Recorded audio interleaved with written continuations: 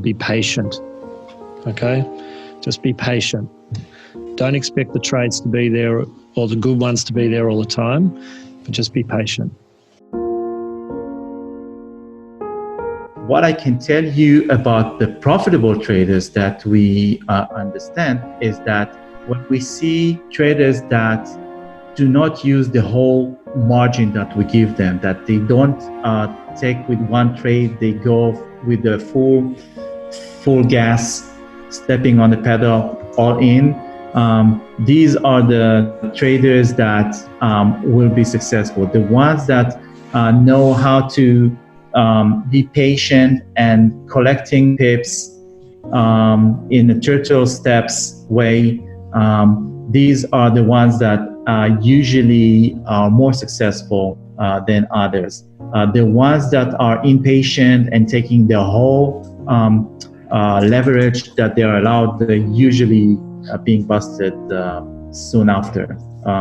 So being patient, knowing that it's a long-term game, and not trying to make it too soon. This is the key to be successful. I think not in just a prop firm, but I think in trading in general. You really want to avoid ever getting beyond, maximum of 20%. And if you can keep it to single digits, even better. Now, of course, that means you make money slower because you got to keep your risks down. But the key about trading is you don't want to get knocked out of the game. There'll always be opportunities. The markets are always changing. They're always there. You just want to make sure you don't let a few mistakes cause so much damage that you knock you out of the game. Yeah, as far as mindset and belief, I think the first one is adopting that time versus results economy. Get out of that employee mindset and get into the entrepreneurial mindset. We are paid for our results. It doesn't matter how much time you spend. You get no bonus points for that. And so I actually find that not study and not preparation. I'm talking about time trading. Study and preparation are going to vary, and I think that's a valuable time. But you're going to see an inverse correlation to time trading and your results. And I think the more time you spend actually trading, pushing the button, looking for trades, entering, exiting, you're going to see an inverse correlation in terms of profits. And then as far as mindset goes, I think, look, Charlie Munger talked about this a long time ago, Warren Buffett's right-hand man at Berkshire Hathaway. And he talks about two things. Warren Buffett talks about it too. Whether it be, obviously we have an international audience, whether it be cricket or whether it be baseball, you are the batter at the plate and you're waiting for a very specific swing. And the best batters in the world know what their pitch is, and they will not swing at anything other than their pitch. Now, a really great batter has a lot of pitches that are within their ability to do something about. So the patience to do nothing is part of it, and that's very much a sort of baseball, cricket, if you will, mindset. And then the other one is the cognitive biases that we're all ruled by. Marketers know our cognitive biases. People who want to, make us do certain things, manipulate our behavior, know the human cognitive biases. And Charlie Munger had a great lecture on the very common cognitive biases that affect traders. That really rules and helped my trading. Avoid those cognitive biases, recency bias, things like that, and catch them early in the cycle so I don't make dumb trades. There is a disproportionate relationship between the height in time frame we trade and the time spent in front of the chart, and your profitability is completely disproportionate. I would say that you can get a tighter entry if you're trading the daily time frame than if you're trading the weekly time frame, insofar that you are able to essentially have your entry closer to your stop loss. And generally, the setup is going to be tighter, if you see what I mean. The patterns are relatively smaller, just the same way as you probably get a tighter entry if you're trading the 15-minute chart, God forbid, versus the daily chart. Okay, so that's how I would encourage people to get into end-of-day trading. Just don't do it until you're ready, but remember that there is a disproportionate relationship between time and money. That is what I was doing, spending about an hour a day, looking at longer-term time frames, putting my trades in and walking away, because it was in my walking away that I found I wasn't overanalyzing, over tampering, over micromanaging my trades. I was actually seeing an inverse relationship to the amount of time I spent and my profits, which is something a lot of traders should consider. More time behind the keyboard and monitors is not necessarily good. So the idea from Forex in 5 was, how much can I automate? Can I automate understanding historical volatility? Can I automate understanding underlying market trends and make it a system, but still execute it from a discretionary standpoint? So make the process very A, B, C, D, very chronological. Either the criteria is met or it's not. But at the end of the day, I still like to be a discretionary trader. And no, I haven't deviated at all from that. That was a book that I wrote in 2012, I think. I don't remember. It's been a while. But no, I haven't deviated from that really in any way. In fact, if anything, I've taken that philosophy and added it to futures and added it to stock options and added it to futures options. Is it possible? Because I think it really comes back to a philosophy that I think you and I might have spoke about back in 2017, and that is the employee mindset versus sort of the entrepreneurial mindset, or the results economy versus the time economy. And a lot of traders coming into trading are coming from a time economy. They're coming from punching in the clock. They're coming from showing up at the desk at a certain time and putting in the hours and being compensated for the hours that they put in. In trading, the markets could care less. The Euro US could care less, my friend, right? Whether or not we were there since 4 a.m, whether we spent an hour analyzing or a half hour analyzing, it's purely a results economy.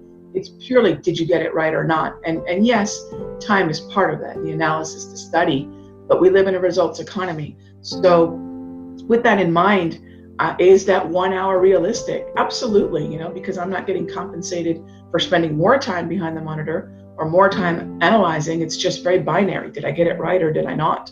So I think after observing myself for 30 plus years now, and then now I'm actually training traders, I'm watching new traders realize that they're making the transition from a time-based economy to a results economy. They're thinking, oh, Rag, I'm actually doing better when I spend a little less time on the trading and the analysis. I'm making crisper decisions. I'm not looking at the trades, trying to make something up. If nothing's there, nothing's there, and I just move on to the next chart or even the next day. So that time economy shift to a results economy, I think, is one that's very difficult. And limiting the hours that you're allowed to look at the chart, which I know is so counterintuitive. I need to study more. That's not really true. I find it, the less time you spend actually looking for a trade, the purer the setup really is. Just use it as a supplementary income stream and a side hustle, if you like, if you give the expression, the colloquialism. Just have it on the side, have your day job as well, other income streams, because if you're just trading, and trading is the only way you're getting money, and you've got a relatively small or medium-sized trading account and you're inexperienced, then what you're doing is you're placing an emotional attachment to the outcome of the situation. And you'll force trades, your trade setups that aren't there, you'll be desperate to achieve an outcome that the market might not be allowing you to achieve based on your strategy, and it's kind of like a flow of opportunity, whether it's an upturn or a downturn. Okay, so it's very dangerous. So I always say, when people say, well, I've got a monthly target of 5% or 10%, I just say, well, let's forget about the monthly target, because the market doesn't really care about who you are or what your strategy is. Still growing, still trying to get better, have to get better. We talk about grow or die. It's part of the business. We've done well in the past, grow or die. That's our mentality. Especially when traders come home after a tough day where things didn't go so well, boss was not really nice, they had a cranky customer. They come to the trading screen and are overly eager to trade because that feels good. Finally, they don't have to deal with people anymore. They can just be with a screen and they want to get this feel-good feeling. And so, like when someone has a craving for a beer or craving for chocolate or is super, super hungry, and then they start eating really fast. That's what we do as well with trading. So make sure that your emotional needs your emotional buckets, the silos, are filled before you go to trading, that you do something that makes you happy before you get to the trading screen. So to start off with, when you have that, completely accept where you're at. accept where you're at and be honest with yourself. Be honest with where you're a great trader, where you suck as a trader, where you're a great human being, and where you suck as a human being. No, we are not always perfect. We are not black or white. We are all different shades of beingness. And then when you know your weaknesses and your strengths, from that place you can start building and start improving. The idea of having this listening always to the feedback loop. So it is not that I work with my mindset and I have my trading plan, then everything gonna go well tomorrow morning. It doesn't work like that. There is a feedback loop. So you are always want to have this scientist mindset. So I'm always experimenting. I'm always listening to what is happening. I'm always listening to the feedback. So if the feedback, I always say it like this. So you have an idea of what's your outcome is, and then you are working on your process, and then you have an outcome from your process. So then you start to compare it. Okay, here is my outcome, and here is my desired outcome. Are they same? If they are same, okay, congratulations, you got your goal. Move to the next one. If they are not, then we have to pause and say, okay, like there is something wrong here. It's either that I'm not executing the process right, so we have to check that, or it's either that the process has a flow and you have to check that. Hopefully I'm not oversimplifying it, but it is that simple. It's either the problem in you executing the process, or the process itself needs some adjustment. And this comes from the opening mindset, like being open.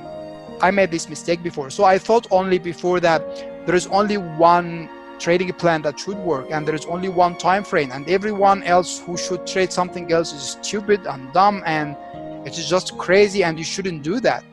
And then I realized that was just stupid. It's like saying that I love this food and everyone should love it. Like, it's just crazy. We need to be open, like, okay, like there is something that suits every situation. Whatever your situation that you have right now, there are going to be something that's gonna work for you.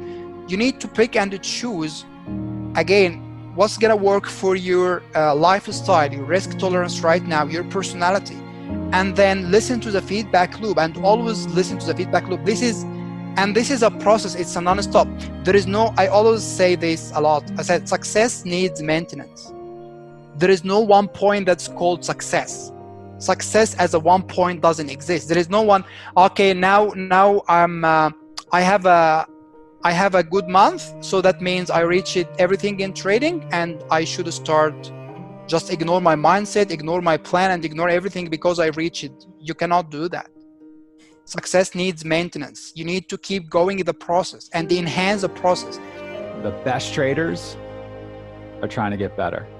And the guys that, put up 4 million net in trading P&L in 2018 have new goals. Those new goals are, in time, I want to be an 8-figure a year trader. I want to make over $10 million a year in net trading P&L.